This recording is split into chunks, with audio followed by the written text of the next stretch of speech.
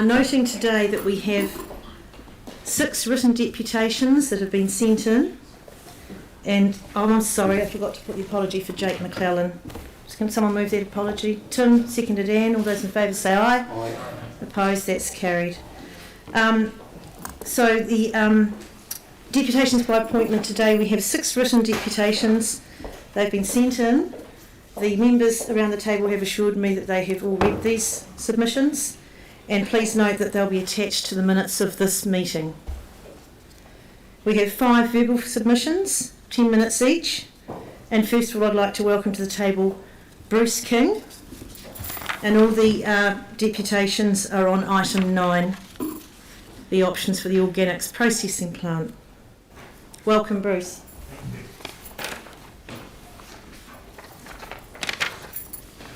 My name is Bruce King and I'm a resident in Seascape Gardens, which is in the direct wind shadow of the organics processing plant during the predominant northeast winds. And there is no other odour producing industry between our property and the OPP.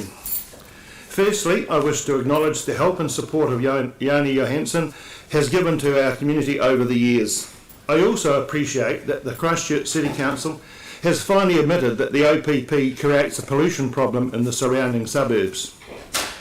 My extensive research shows that the composting plants are major producers of greenhouse gases and, as a result, create an environmental and public health hazard. Since its inception, the plant has been ruining the lives of people living in its wind shadow by 1. Producing vile odours that make it impossible for people to enjoy their outdoor activities on their properties on an average of at least 3 times a week. 2. Producing black dust, pathogens and mould. These are natural byproducts of the composting process and are released into the air we breathe, affecting everyone, and more so the elderly, infirm and the very young. The dust from compost is a well-known and recognised source of the Legionnaires' pathogen. 3. Being a major producer of greenhouse gases, both CO2 and methane. The CCC was given 3 months to eliminate the OPP's foul and sickening odours. Unfortunately, and disappointingly so, this did not happen. In fact, in the following months, we've had to endure far more intense and prolonged periods of odour.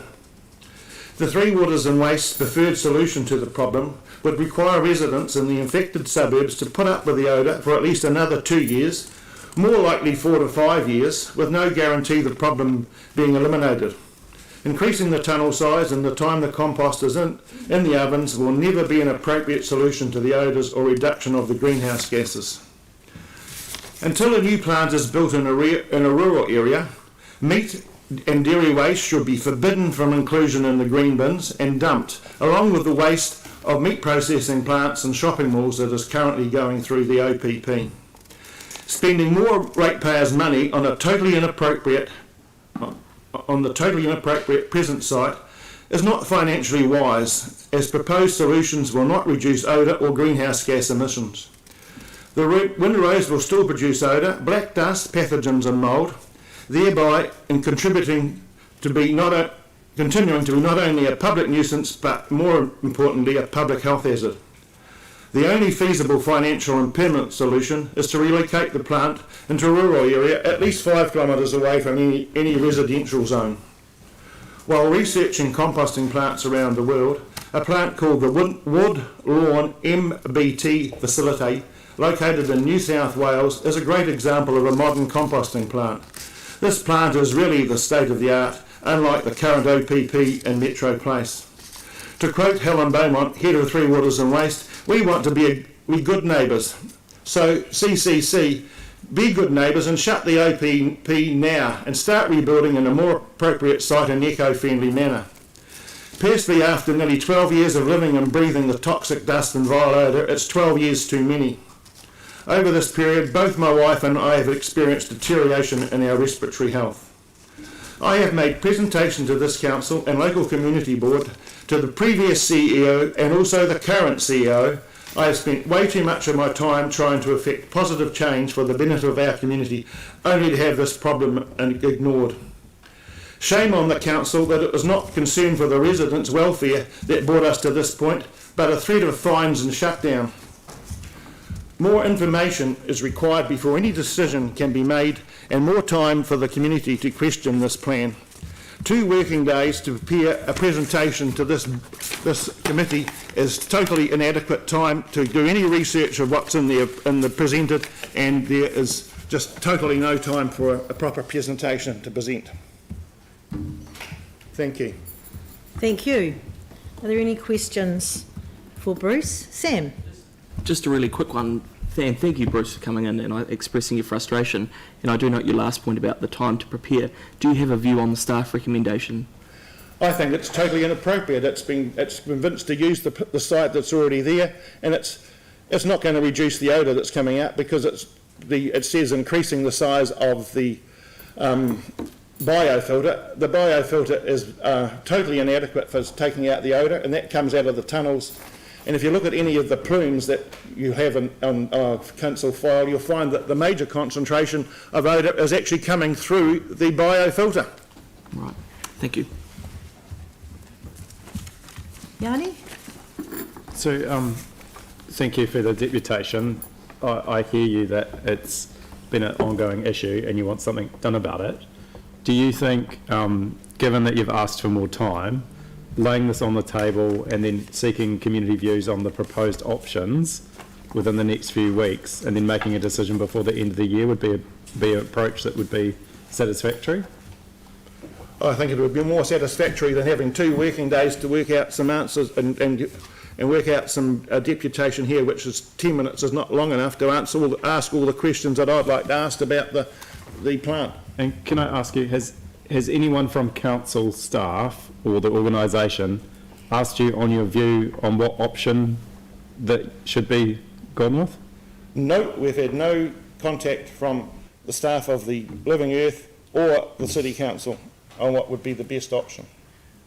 We have discussed it with David and Helen, but we've had no real input to what can be done, because we didn't know what the options were going to be, and this plan was not presented to us before we had those discussions with them. And did you participate in the residents' survey? Yes, I did. Yeah, and have you had any report back on the results of that? I just got the results yesterday online. Okay, And yeah. thanks. So you have actually had engagement with the staff through Helen Beaumont and Dave Adamson? Yes. That's good. And if I may ask a question, if you were confident that this option was going to remediate and mitigate and reduce or eliminate the odour, would you be supporting this today? No. The reason why I say no is because there's still going to be windrows, there's still going to be turning and dust distributed around the place, which is a toxic form of dust and pathogens that cause diseases.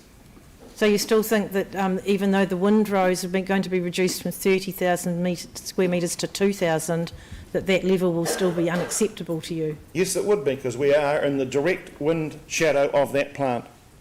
So if the other option 2 was accelerated to cover those windrows earlier, would you then support the option? No, it's in a totally inappropriate place.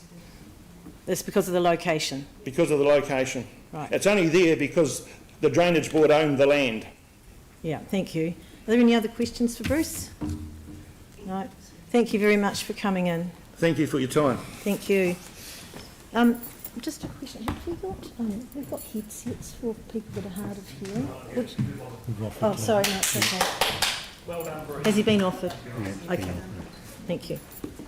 All right, so now call up Alan King. Is Alan here? Yeah. Yes.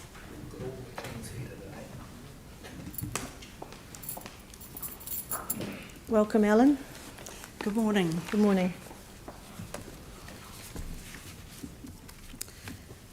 So my name is Ellen King, and I firstly want to say that I really do not want to be here today, but I was compelled when I was reminded of the wise old saying that says, for evil to prosper in this world, it only takes good men to stand by and do nothing. And so that's why I'm here, because I consider this plant an evil in our community. I have lived in Seascape Gardens, which is just under 1 kilometre from the OPP, for 19 years and lived happily in our almost new house for the first 8 years. We enjoyed the benefits of the location, a bus stop around the corner, 5 to 7 minutes drive to South Brighton Beach and the estuary walks, 3 supermarkets in close range and great neighbours. In fact, the only thing missing in those days was the horrific odour that was then forced upon us after the OPP commenced operation. The green waste was already being accepted on the Metro Place site at the time and caused no problems to the neighbourhood. Our fears were allayed somewhat when the resource consent stated that there was to be no offensive odour or dust omitted from the boundary of the property. However, breaches of this clause occurred almost immediately. This morning, I really want to emphasise the effect on our lives of having to live with the putrid odours for almost 12 years. My aim is to get you all to be able to imagine what the breach of the consent feels like for us. Unless you have lived beside a piggery or poultry farm, I know it is very hard to imagine what a really bad, constant smell is like when it is present in the air for hours on end, as this does not happen in normal everyday residential life.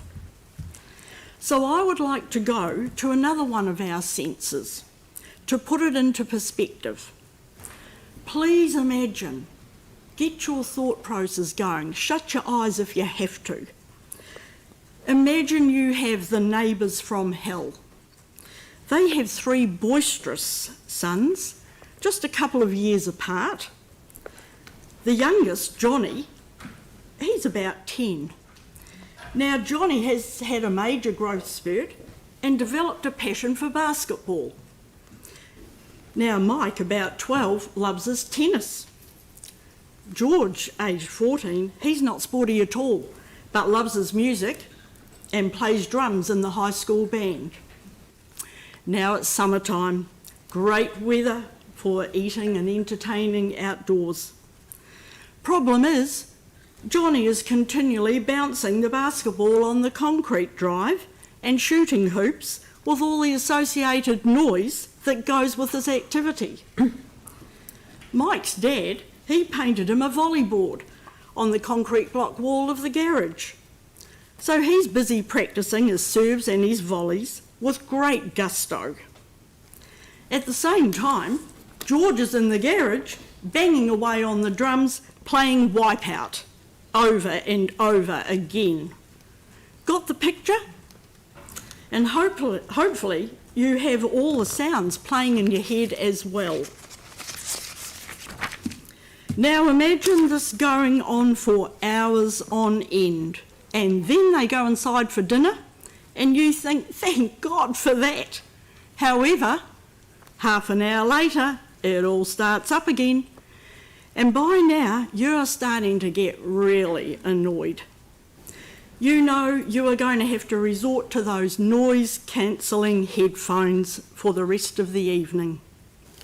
Can you imagine this happening 3 days a week, every week of the year, no matter what season? Of course you can't, because in real life this would never happen. Not for 1 year, let alone for 12 years. So I hope you are beginning to understand how frustrated, traumatised, angry and victimised many residents in the wind shadow of the OPP are feeling. There is no odour cancelling device available to us, and stopping breathing either through our nose or our mouth is not an option. The trauma of the situation we are in goes well beyond the foul odours. It extends to the reinforcement of the fact that if you live in the East, you are considered second-class citizens and really should not expect to be treated with the privileges we might experience if we lived on the other side of town. If it were not so, this plant would have been shifted years ago and would have initiated an end to this geographical and socio-economic discrimination. We have complained about the continual breach of the consent by the OPP for 12 years, with favour and protection being given to the private owner-operator with no regard for the welfare of the local businesses or residents. I am really tired of being a victim in this situation. Any abusive situation has to come to an end before a victim of any trauma or crime can move on. I do not want to feel anxious every time I open a door to the outside, wondering if I'm going to be accosted by the foul odour yet again, and then feeling the rush of adrenaline as my body goes into fight mode. This power game and prejudice towards residents in the East has to end, and the realisation that this is a matter of proper infrastructure, just like flooding, and has to be addressed. Please do not make a rash, uninformed decision that gives us more of the same past dreadful years, or spend ratepayer money on a solution that will always prevent you meeting your carbon emission targets and leading to further expenditure in the future.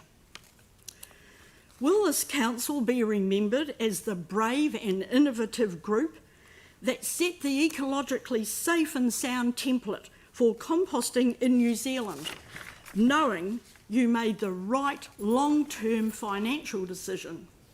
Or will you settle for the option that is being pushed by Three Waters and Waste as presented in the agenda as the easiest and cheapest solution without fully investigating the option of relocating the plant well away from residential areas? This option will save ratepayers millions in the long term. Thank you. Thank you very much. I certainly had pictures from your description. I think it was a very novel way to produce that. Are there any questions for Ellen around the table? No questions. So Ellen, your preferred option is to move it? Yes, I think it is the only option. And your certainly. Going by the recommendation before the plant was actually built, we have on record that it was stated to the council that it should not have been built in that locality, but it did go ahead against all advice. But you're also finding it absolutely intolerable to live with the odour on an ongoing basis. Honestly, it is everything I've said there is true. That you go out the door, you're wondering if there's going to be a smell. When there's no smell, that's great. You go out, you go out for a drive, you come back, you open the car windows to put it in the garage, and it's just there. Yeah. And I put in the latest, I think last week, I put in a report at midnight after I let the dog out and had it come blasting through my front door.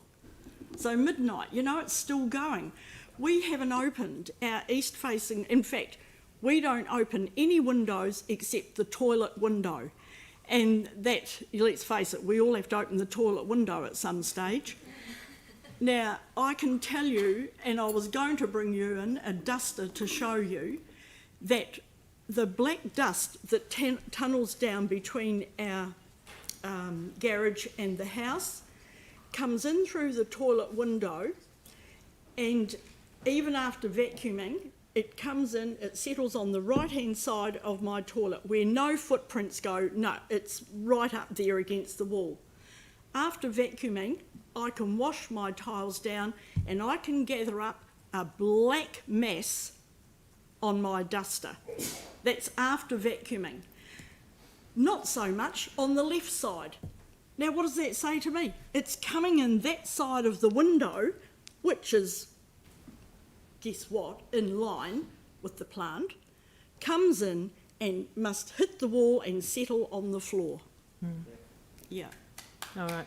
Thank you very much. That's very helpful. okay, Thanks again for making the effort to come in. thanks. All right, I'd like to invite Jeffrey King.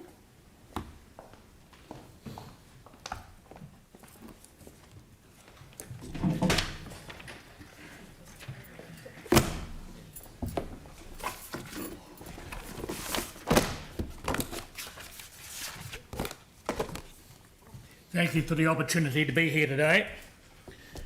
And perhaps I have tried, sent emails, rung up, spoken to get meetings with some of you people sitting around this table, but we get fobbed off all the time.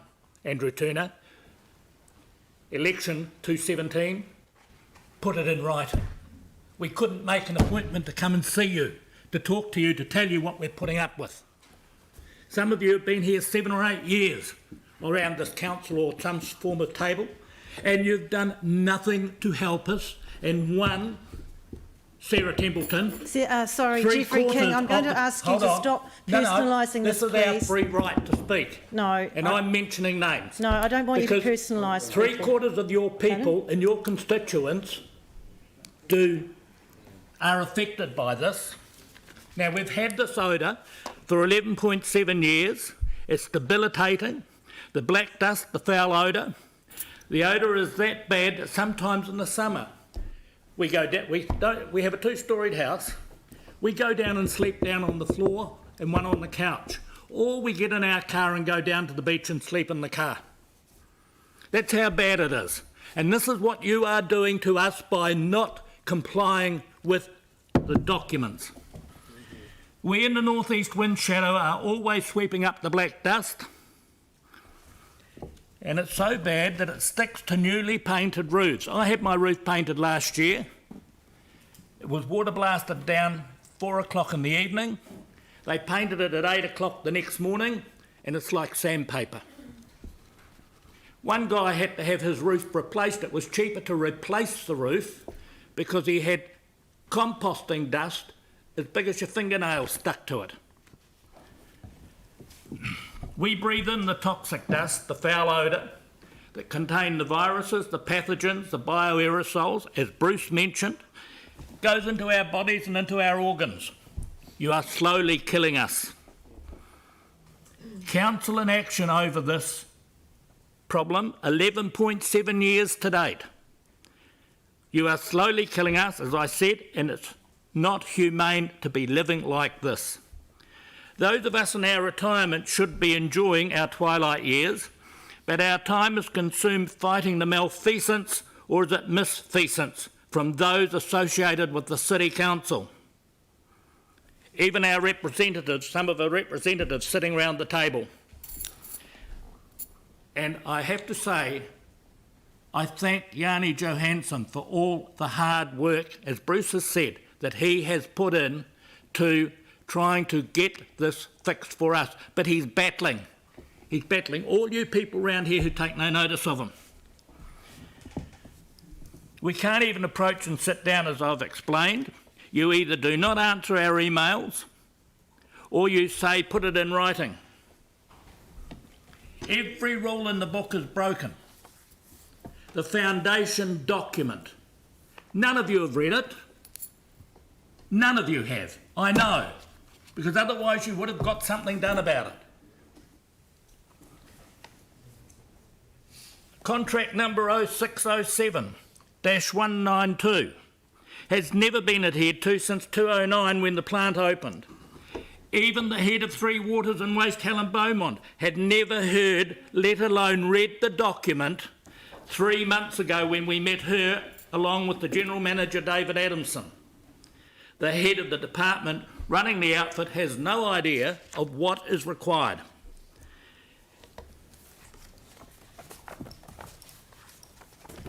It breaches the WorkSafe Act. The New Zealand WorkSafe New Zealand 213 Act clauses 42F, 43.2D and 47. The council is not above the law. A complaint made to the WorkSafe in 2015, they in turn wrote 3 letters to this council, which were totally ignored. And I believe Mr Dennis McCracken from headquarters in Auckland, that's where WorkSafe are, when he said, Jeffrey, they just do not respond. And I wonder why they do not respond. Would be interesting to find out. Malfeasance again. This place is not above the law. You are here to protect the people that live in it. It breaches the Resource Management Act, 1991, mainly an ECAN responsibility, but the CCC is not above the law. It breaches the 2015 Becker report, commissioned by Carleen Edwards, at a cost of around about $70,000. And this council needs to read and understand what the engineers have put. People that are more qualified than you. Put it in the middle of a 400-hectare farm. I'm going to suggest it goes to a valley on the way to Akaroa. Buy a valley, put it up there where the winds don't take the dust and the smell everywhere. It breaches the Regional Council consents of 2008 and again in 2011. It breaches the Ministry for the Environment's Good Practice Guide for assessing the management odour. It breaches the Becker CHZM Technical Evaluation Report written out for the sole purpose for when they built this plant. That was back in 2007. It breaches the 2010 Environmental Management Plan. And none of you would have read that. You wouldn't have a clue what's in it. And you sit round this table and make decisions. The 2015 ECAN Valen Barrett survey, you've ignored it, you've rubbished it. There's no proper biofilter. There's only one biofilter over the manufacturing chambers. It's just a tray with bark in it. The odour is not put through a water bath system. And now they're going to say in the report that they're going to do, they're going to push through air. It's rubbish. You've got people running this outfit that know nothing about it.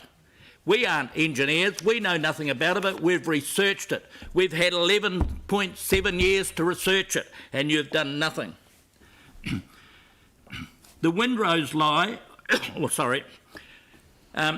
then there's the $340,000 this council spent on an odour plume technology.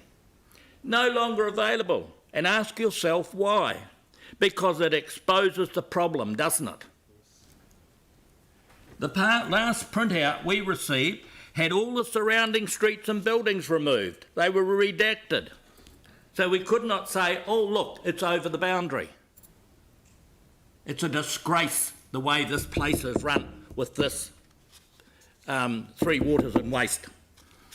The lies, deceit, deception, abuse and bullying of the community have received over the years from the staff of Three Waters and Waste is unacceptable behaviour, especially from grown adults and especially from when it affects people's lives, lifestyles and health.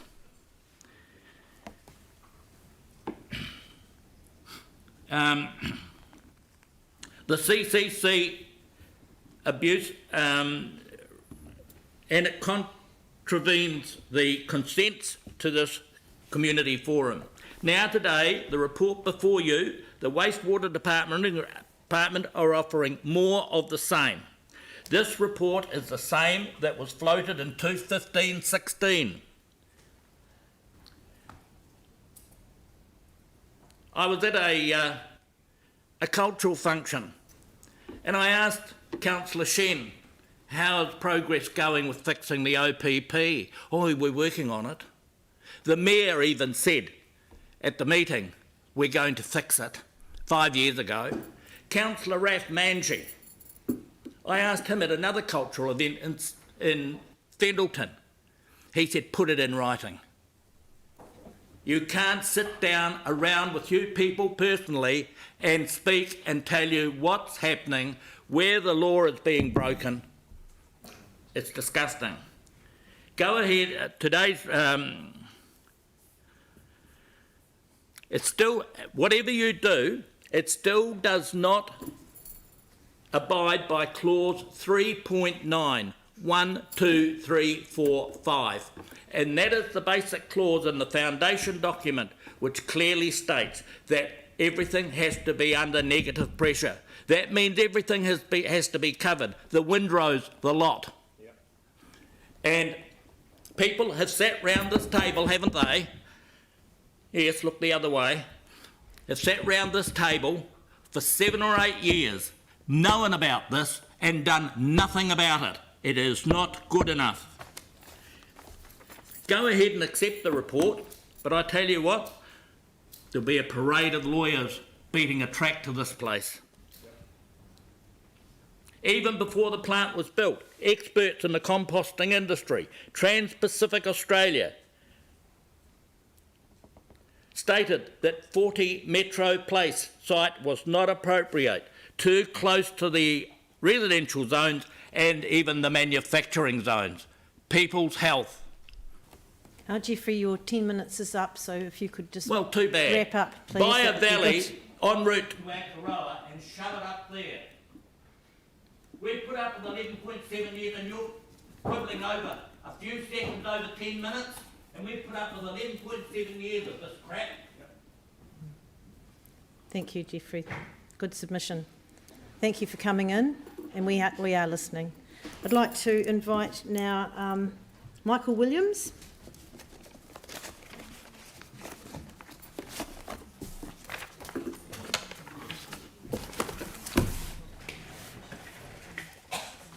Sorry. Well done. Thank you.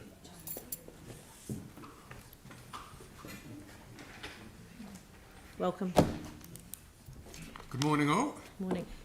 And thanks very much for the opportunity to make a presentation on the ongoing odour concerns affecting the Bromley residents.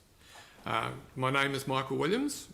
I'm retired from Kiwi Rail as a locomotive engineer, and for the last 8 years of my career I was an elected union rep for the RMTU, ending up as the South Island Rail rep for about 6 years, sitting at the senior table of the management table.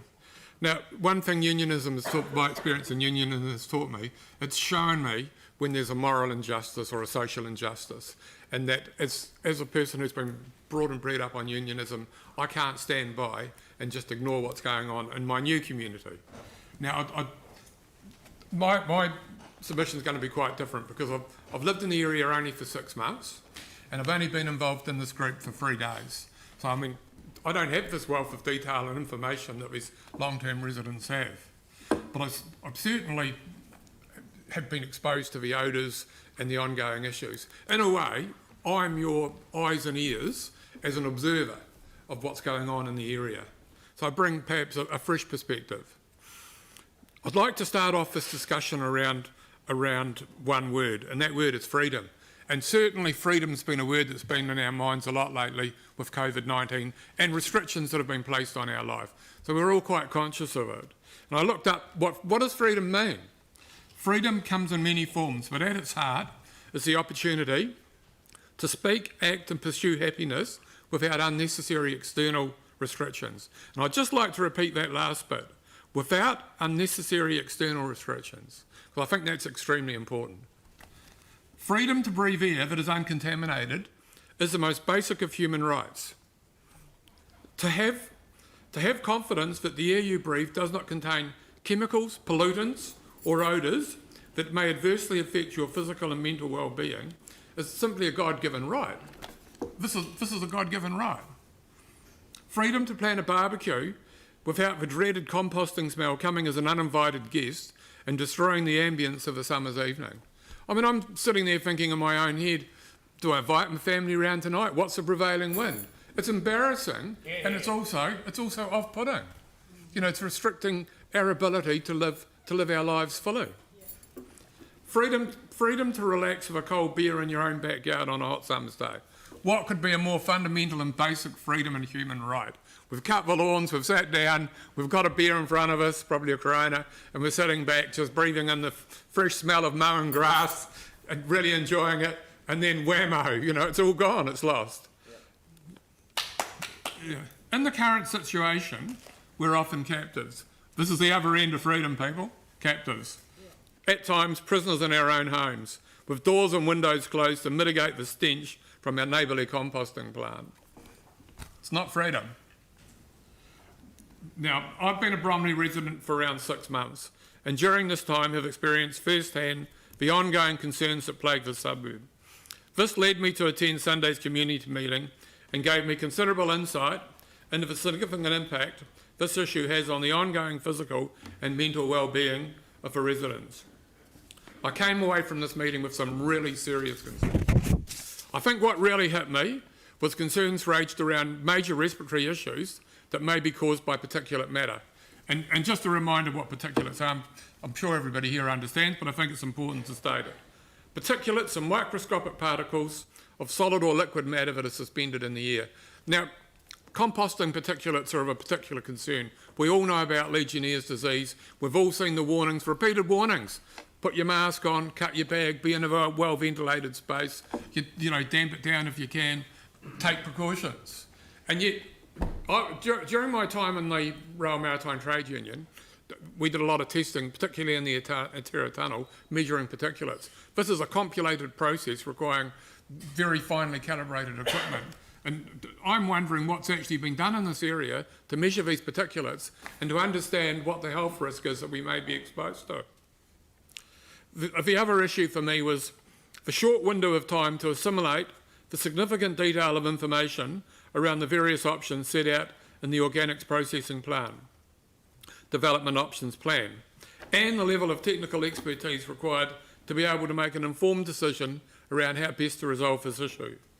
My view is that the decision made by the Council needs to be deferred until such time as a planning engineer can present to us in layman's language, preferably using the dreaded PowerPoint presentation, how these proposed changes will work. We're not technical people. I've looked through the start, I don't really understand what it means. We need to have somebody come along to a community group, a working Bromley community group, and actually present to us what's going on, what the impact is, how these decisions are going to be validated, the research that's gone behind them. I'd also like consideration to be given for a residents group to visit the site to increase our understanding of the current operation. I mean, we talk about things like windrows and tunnels, and I've got a picture in my mind, but that might be completely inaccurate. We simply don't know. You've noticed I've referred to a residents group. We are going to set up a residents community group and work in a structured process. We want the residents involved, a working party Bromley Air Reform group, and then a liaison group with the council that works back through the process. I mean, this is fundamental ways of communication and negotiation. And this is, I believe, the only way we can start to reach an outcome that we all agree with, is by involvement.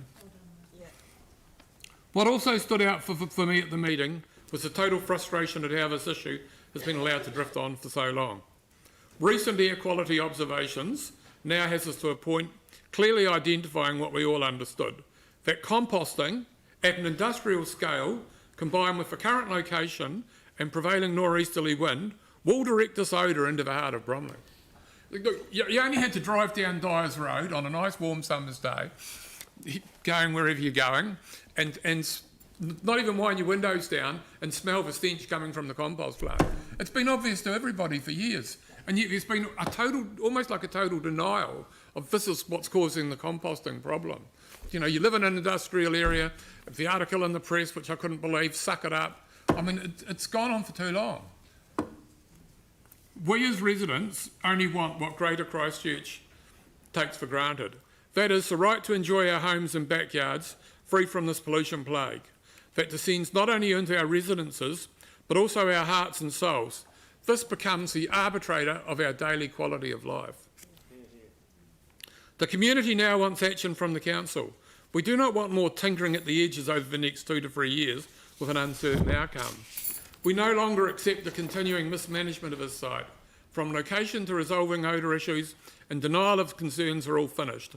The ball is very much with the council to do what is right for the community, to be a good neighbour and take immediate steps to give relief to the Bromley community. It's like my fine companions here have said. I mean, they've been fighting this for 10, 11 years. It's been ongoing for them. What we want is our quality of life back, to work with representatives of the Bromley community and to develop an outcome that ensures clean, safe and odour-free air for the community. Thanks very much. Thank you. Appreciate it. Thanks, Michael. That's an excellent submission. I think we have time for a couple of questions, if Oh, you'd yep. like. James and then Leanne. Kia ora, Michael. Nene. Yeah, thanks for your submission and your background. Were you aware of the odour before you moved to Bromley? Yes, I was. Like I've lived in Wattle Drive, I've lived in Pine Ave, I've lived in Rocking Horse Road, and I've, as I said, recently moved into Bromley. I don't think odour should be a consideration on what the suburb, whether I live in the suburb or not. It's my partner's house, but we're in a prime, to me it's a prime residential spot. We've got fantastic amenities, supermarkets, we're in the hub, we've got a short 10-minute drive to Sumner, we've got Brighton Beach, we're straight down the road, we're virtually here. You know, it's an excellent location. And you know, we've got a really nice house and we love gardening, we're passionate about gardening, and you know, we want to stay in the area. But I do believe that I shouldn't have to make a decision based on you know, the odour, but I didn't realise the extent of the problem. I didn't realise how long it had been ongoing. Great, thank you. Okay, thank you. Leanne? Part of the issue that's been raised with us is there were two identified sources. One was the Eco Central site itself, which has subsequently been resolved. So now the focus is very much on that, but that's not the only source. So you will understand that no matter what we do, there will be other sources of odour. Okay. All right. Thank you. You need to wake up. I was What if- asking can the we let gentleman Michael at the end of the answer, table. please? I thought that he had been very reasonable in the way that he had presented, and I just. I'm new to the area and I Yeah. understand it's an industrial area Yeah. and there may be some other minor odour concerns. The principal odour is the composting operation. Right. That directly directs its odour, our neighbourly compost station, that directs its odour directly down onto the heart of our suburbs. I have seen schematics shown to me with diagrammatic form where that odour out of funnel there lands in the community. And a significant part of the community is in a direct path to it. And I honestly believe from my heart that once this problem's sorted out, that we'll be able to live our lives in a manner the same as everyone else can.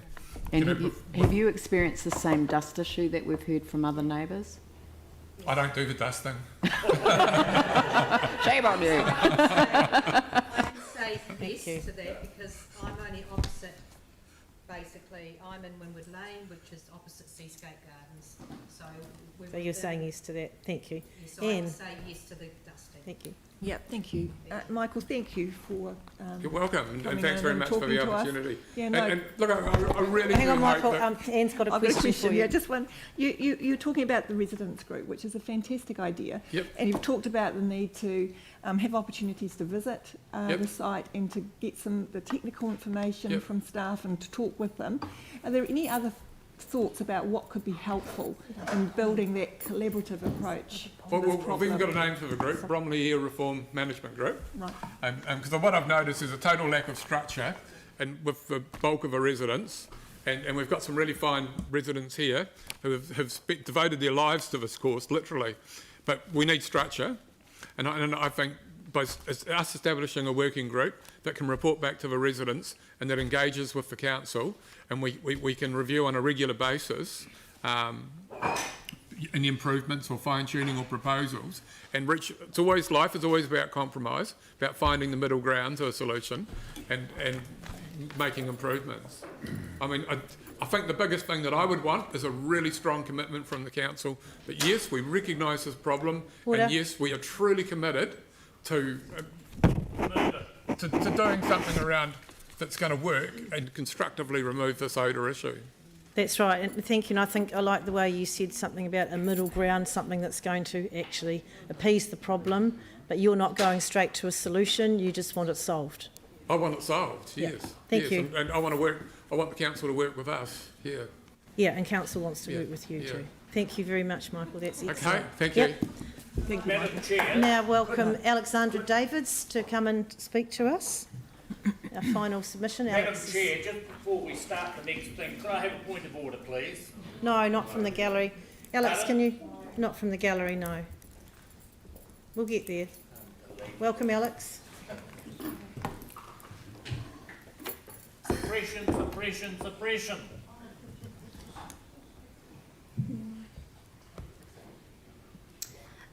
Kia ora After koutou. your emails. Hi. Hello. I'm here today to speak to the board's involvement in the Bromley odour issues. The board have not had the opportunity to meet to discuss the report on the committee's agenda, so we're unable to give a board view on this today. As board members, there have been a number of us that have been attending the liaison group meetings for as long as we've been elected, and that is over 7 years now for most of us. There is a clear ongoing issue with odours, and it is unfortunate that we have struggled in the past to get action to improve it, as ECAN hadn't been identifying it as a problem.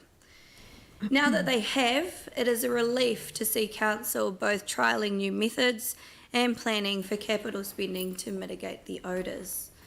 While we recognise that there are other odours in the area, it is clear that most are from the organics processing plant, that being 70% of the odours. The community meeting held on Sunday was useful for the community members that attended to be more informed, even though it was held with very short notice. It is clear the community are frustrated. They want both action on the odour and to be better informed. I would like to request more significant engagement and a technical workshop where the new plan can be explained clearly with expected outcomes for this community. The well-being and quality of life of our residents is our priority. Now, this is a great catchphrase, and I would love to see it used to its most full meaning and capacity for this community. This community have not had normal day-to-day living situations of which you have all heard today. And as citizens, we should all have the right to breathe freely. I just want to say thank you so much to you all for your time today and your consideration for helping make true positive change for this immensely affected community. Thank you, Alex, and thanks for those very helpful comments, recognising that we're here today to find a way forward and not a way back. And I know the pain of the past is big, but we're here today to find a way through this because we really are listening to the residents, and you're quite right, they should not have had to be putting up with this for so long. Are there any questions for Alex from any of the members? Aaron. Yeah, Alex, do you believe the board would, on this particular decision, prefer to have a position before the council makes a decision? I can't speak for the board right now, but I think that it would have been useful for us to be more informed prior to today's decision. It does feel rather rushed. Thanks, Aaron. Yanni and then James. Yeah, thank you. Thank you for the deputation. Do you think the council should engage and seek the views of residents as to what options are being considered before we make a decision? I think that's obviously what the community are asking for.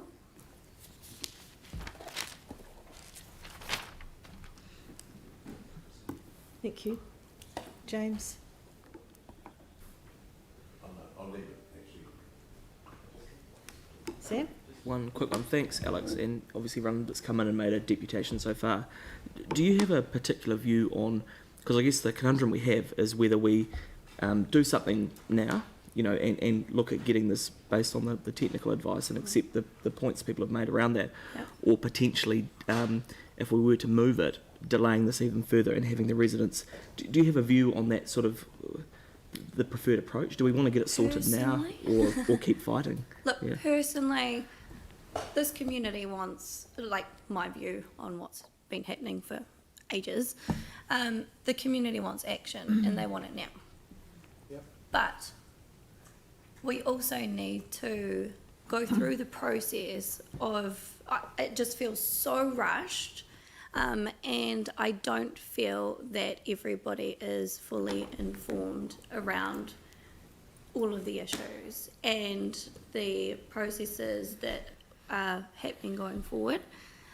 So look, whilst we want action now, we don't want to delay the process either. So good luck to you all making your decisions today, because it's not easy, I know. But I think there is a strong push from the community to actually understand fully what the implications of today's paper is all about. Yeah. Thank you. Are there any other questions? No. Thanks, Alex. Thank you. Appreciate you coming in. Thank you. Thank you everybody else for coming in. I know it takes effort and time to come in and speak to us, but it's really worthwhile. And also thank the people who've written in these submissions. They have been read and we've digested those and adding those to the decision making, because we're sitting here reading the submissions and are the decision maker. I'm not doing the item now, I've got to do the minutes first. No, I just wanted to raise a procedural motion, and I wanted to move a resolution to suspend standing orders so that the written submissions who have asked to be read out can be read out.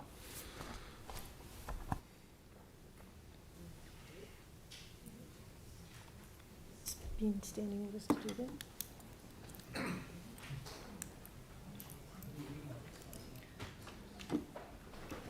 Does that require a vote?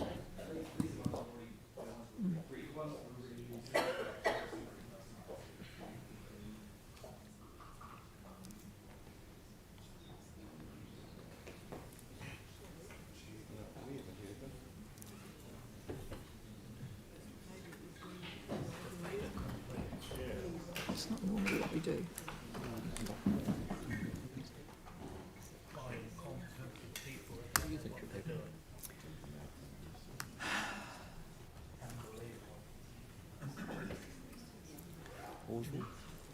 There's two issues there that I think, two questions I want to ask of staff is, do they believe that this is a rushed decision? And secondly, do they feel that the community is not informed about these issues? If, whatever, depending on what they say, is this such a big deal? No. Okay, so the advice we've had is it's not a matter that's covered by standing orders, but you can move a motion to that. If you want them read out, you can move that and we'll decide at the meeting. So we've had a number of submitters that actually did go to the trouble of writing deputations that they specifically asked be read out at the meeting. I'd like to move that that happens.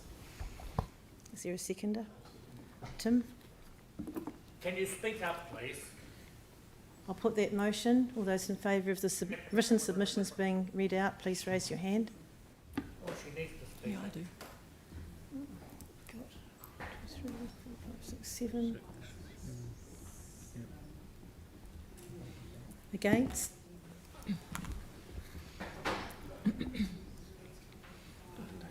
There would be no time, no, nothing. Nothing be lost. No, That will make them happy. Yeah. So we carry on with them being read on our, not read out, but we've read them. Right. That's not what was asked. We haven't heard them. No, and we'd like to hear them, please. Could I just speak for a moment here? At the meeting I attended on No, Sunday, not really. Sorry, Michael, that's not the way we do it. Suppress us. Malfeasance, Can we get suppress the us. submissions sent out to them? What is malfeasance? You've got a lot to answer for.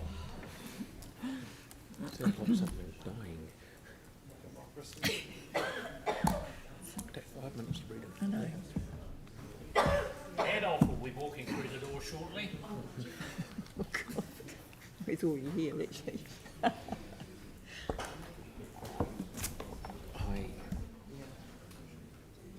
Indecision. Pauline, can I call Right, a so the division on minutes will that? be part, the submissions will be part of the minutes. Can I call a division on that? Can I call a division on that vote? Division, okay. It wasn't a procedural motion in the end, it was just a motion. Are you ready? All right, all those in favour of having the minutes, are the... Oh, I'm sorry, David, yes, you go. Councillor Turner? No. Councillor Chen? Yes. Councillor Chu? Councillor Coker? Yes. Councillor Cotter? No. Councillor Daniels? No. Councillor Davidson? No. Councillor Galway? Yes. Councillor Goff? No. Councillor Johansson? Yes. Councillor Keogh? Yes. Councillor McDonald? No. Councillor Major? Yeah. Councillor McLeod? He's absent. Councillor Scandrick? Yes. Councillor Templeton? No, everything's. Sorry? No. Okay, so for the yeses we have 1, 2, 3, 4, 5, 6, 7. For the noes we have 1, 2, 3, 4, 5, 6, 7, and 1 abstention.